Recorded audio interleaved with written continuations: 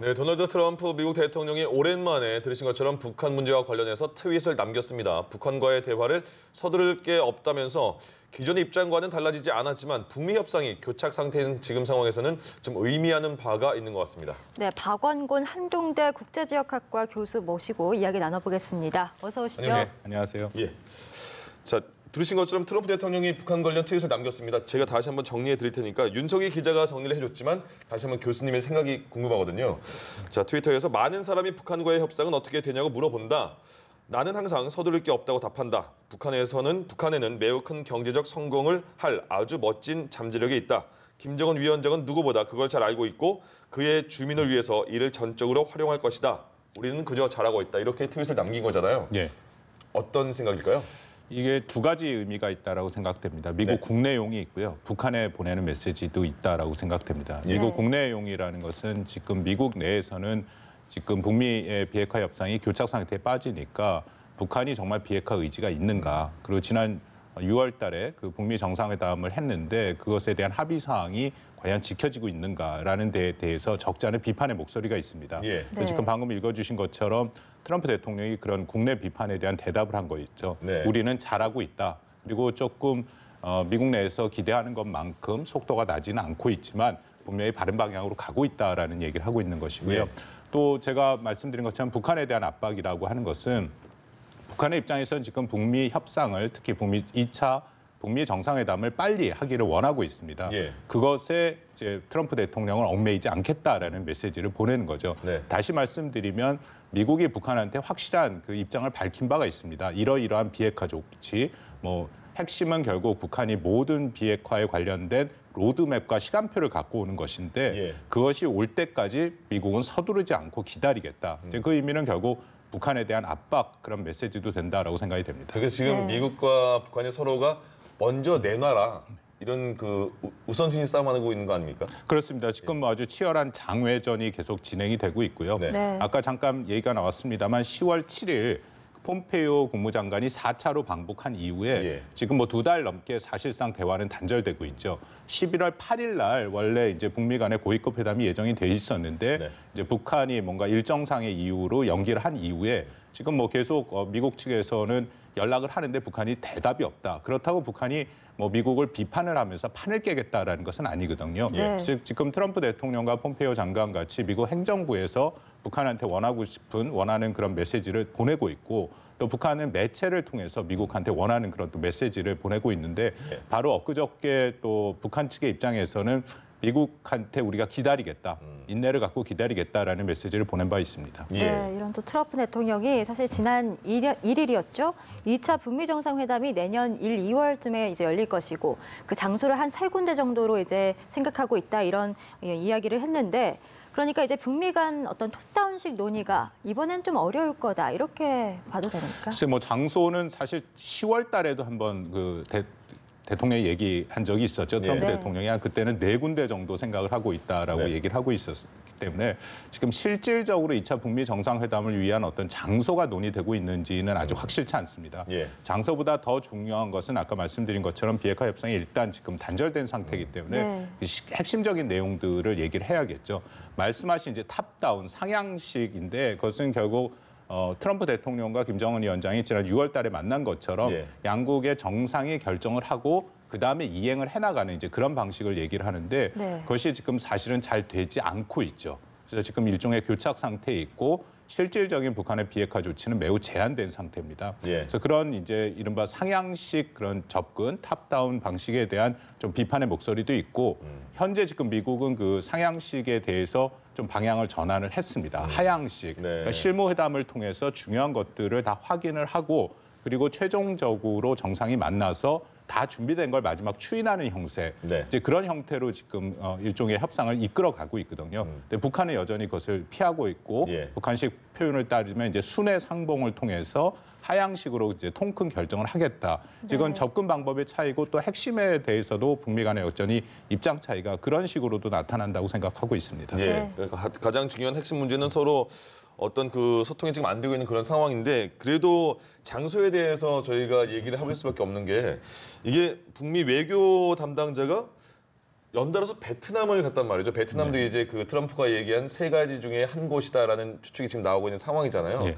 근데 가면 과연 동시에 베트남을 갔고 베트남은 조금 전에 저희가 보도해드린 것처럼 박항서 감독 때문에 굉장히 이제 우리에게 친숙한 나라도 됐고 베트남에서도 2차 정상회담 베트남에서 원한다 이런 얘기도 나오고 있는 상황인데 이들이 베트남을 간 이유는 그럼 어떻게 해석해야 될까요? 뭐 두 가지가 있습니다. 말씀드린 것처럼 이것이 뭐 2차 북미 정상회담에 당연히 베트남이 핵심적이고 아마 가장 가능성이 있는 장소로 지금 얘기가 되고 있습니다. 네. 왜냐하면 베트남은 일단 미국과의 관계도 괜찮죠. 예. 비록 전쟁을 했지만 베트남이 개혁 개방을 선택을 하고 더군다나 지금 중국이랑 남중국해 문제가 있는데 베트남이 중국과 각을 세우고 있습니다. 예. 네. 그 의미는 이제 미국과 조금 더 우호적인 입장을 가져야 된다라는 측면에서 미국은 괜찮은 거고요. 네. 또 북한의 입장에서는 동남아시아 국가들과는 이제 외교 관계를 수립하고 또 대사관이 있지만 베트남도 그런 국가 중에 하나고요. 어쨌든 사회주의를 같이 했던 국가고 또 베트남 전쟁 때 북한이 또 베트남을 도운 적도 있습니다. 예. 그래서 일종의 혈맹 관계라고도 생각을 하는데 이제 다만 작년 2월 달에 이제 김정남 그 피살 사건이 있으면서 네. 베트남 여성이 거기에 이제 개입이 됐다라는 문제 때문에 베트남과 이제 북한 사이의 관계가 안 좋아졌는데 예. 그 부분에 대해서도 이제 북한이 비공개로 또 일종의 사과를 했다라는 이제 보도도 있지 않습니까? 예. 그래서 전반적으로 만약에 2차 북미 정상회담이 이뤄진다면 베트남일 가능성이 있죠. 근데 지금 말씀하신 두 명이라는 것은 이제 북한 외무상 리용호와 예. 미국의 그 램퍼트 국무부 동아태 담당 부차관보 대행입니다. 예. 둘이 네. 갔는데 공교롭게 갔는데 아마 두 가지 목적이 다 있었을 거라고 생각이 됩니다. 네. 일종의 2차 북미 정상회담이 있으면 그곳에 어떤가 하는 이제 베트남 정부 입장을 확인하는 것도 있을 것이고요. 예.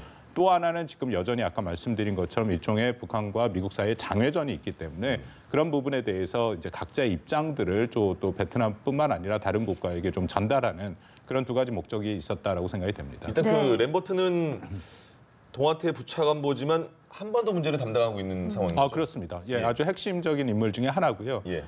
그 전반적으로 이제 스티브 비건 대북 정책 특별 대표가 지금 정점에서 한반도 네. 문제만 아주 그 전담해서 담당을 하고 있고 지금 말씀하신 램퍼트 대행 같은 경우에도 비건을 도와서 같이 움직이고 있는 이제 3인방이라고 하는데 그 중에 예. 한 명이죠. 그렇군요. 네, 언급해주신 두 정상 모두 이제 베트남에 이어서 몽골도 방문을 했잖아요. 몽골 역시 또 다른 정상회담 개최 후보지로 지금 주목이 되고 있는데 좀 사전 답사의 목적으로 봐도 될까요? 뭐 같은 의미다라고 생각이 됩니다. 또 공교롭게 또 몽골을 네. 포함했다라는 것은 지금 우리가 2차 북미 정상회담의 그 개최지로 예정이 되는 곳이 바로 베트남, 몽골 또 인도네시아 정도거든요. 네. 몽골 같은 경우에는 북한에서 육로로도 갈 수 있고 또 몽골에도 북한에 이제 그 대사관이 있고 또 나름대로 거기도 사회주의 국가이기 때문에 여러모로 북한이 선호할 수 있다라는 측면도 있습니다. 그래서 예. 정확한 내용은 지금 아직 나오지는 않고 있는데 아마 답사의 그런 면도 그런 측면도 뭐 배제할 수는 없다라고 생각이 됩니다. 네. 그리고 최근에 과연 김정은 국무위원장이 올해 안에 답방을 하느냐 이런 얘기가 굉장히 많았었는데 어떻게 봐야 됩니까? 사실상 뭐 올해는 어렵다 이런 얘기도 나오고 있는 상황이고 그렇다면 만약에 그 이후에 북미 정상회담은 내년 1월, 2월 정도 열릴 것이다. 그럼 그 전에 남북 정상이 만날 것이냐, 아니면 북미 정상회담 이후에 만날 것이냐, 어떤 게 더 좋을 것이냐 이 문제도 있고요. 어떻게 보세요? 현재 뭐 북한이 원하는 것은 북미 정상회담이 먼저 되는 것을 원하겠죠. 네. 그것이 안 되더라도 최소한 북미 간의 고위급 회담이 다시 지금 진행이 돼서 네. 그 비핵화 협상이 좀 진전이 되고 2차 북미 정상회담의 날짜 정도가 정해진다면 그러면 김정은 위원장이 좀 더 마음 편하게 서울 답방이 가능하다라고 생각을 합니다. 예. 저는 뭐 지금 12월 중에는 뭐 거의 힘들다라고 생각이 되고 그럼 우리 정부도 그렇게 지금 얘기를 하고 있고요. 네. 그렇다고 이제 마냥 미룰 수는 없고 또 그것이 지난번 9.19 평양 공동선언의 합의사항 6항에 들어가 있기 때문에 네. 분명히 답방을 하긴 하겠지만 결국 핵심은 북미 간의 어떤 협상이 진전이 되는 것이 먼저 중요하다라고 생각이 되고요. 지금 북한의 입장에서는 북미 간의 협상이 매우 중요합니다. 예. 그래서 두 가지 정도를 지금 북한은 선택의 기로에 있다라고 생각이 되는데 하나는 뭐 일종의 버티기죠. 그러니까 북한이 늘 하는 식으로 말씀드린 것처럼 미국이 이제 강경한 입장에서 전혀 물러서질 않으니까 네. 북한은 나름대로 지금 버티기를 하고 있는 것인데요. 그것을 통해서 지금 핵과 미사일은 북한이 사실상 동결을 하지 않았습니다. 그건 북미 간의 합의 사항이 아니고요. 예. 그렇기 때문에 계속 시간이 지나면 북한의 핵과 미사일 능력은 고도화가 된다라는 것이고 그것은 한국뿐만 아니라 미국에도 이제 계속 위협이 되고 있기 때문에 시간이 이제 북한 편이다라고 읽을 면도 있고요. 네. 근데 또 어떤 면에서 보면 북한에 대한 경제 제재가 계속 진행이 되고 있습니다. 뭐 지금 그 유엔 식량 기구에서도 발표를 했습니다만 62만 톤 정도의 식량이 올해도 부족하고 네. 또 여전히 그 김정은 위원장의 통치 자금이 많이 묶여 있다라는 그런 어려움이 분명히 있는 거거든요. 그래서 올해 같은 경우에 아직 그 나오진 않았습니다만 작년에 그 경제 성장이 북한이 마이너스 3.5%, 올해는 마이너스 5에서 6%까지 얘기가 나오는 상황이기 네. 때문에 그런 측면에서는 북한도 나름대로 부담이 있죠. 그러면 뭔가 전향적인 미국이 원하는 비핵화 조치를 갖고 나올 가능성도 있다. 다만 그 둘 다 그렇게 쉬운 결정은 아니기 때문에 북한이 지금 고민을 하고 있다라고 생각이 됩니다. 예. 네, 말씀하셨다시피 김 위원장의 올해 답방 좀 어려울 것으로 전망이 되면서 이제 주목되는 게 이제 신년사인데 지난 신년사에서는 이 군사적 충돌 위기에서 대화로 정세를 역전시켰잖아요. 그래서인지 올해 이제 다가오는 2019년 신년사에 어떤 내용을 담을지가 또 주목되거든요. 북한 좀 파격적이었죠. 네. 그래서 매우 파격적이었죠. 예, 예. 근데 북한의 신년사는 보통 이제 세 가지로 구성이 되는데요. 첫 번째는 이제 대내 메시지죠. 북한 주민들을 인민들을 상대로 정치, 경제, 군사, 사회, 문화에 대한 메시지를 얘기하고요. 네. 이제 두 번째가 대남 메시지입니다. 한국을 향한 거. 마지막이 대외 메시지, 아마 미국을 향한 메시지인데 아마 그 대내 메시지는 경제를 많이 강조할 가능성이 있습니다. 말씀하신 것처럼 올 신년사에는 이제 핵 무력 완성을 네. 이제 굉장히 강력하게 얘기했는데 핵에 관한 얘기는 그렇게 강조할 가능성은 좀 크지 않다라고 예. 생각이 되고요. 중요한 것은 이제 남한과의 한국과의 관계인데 한국과의 관계라면 계속 발전시키겠다.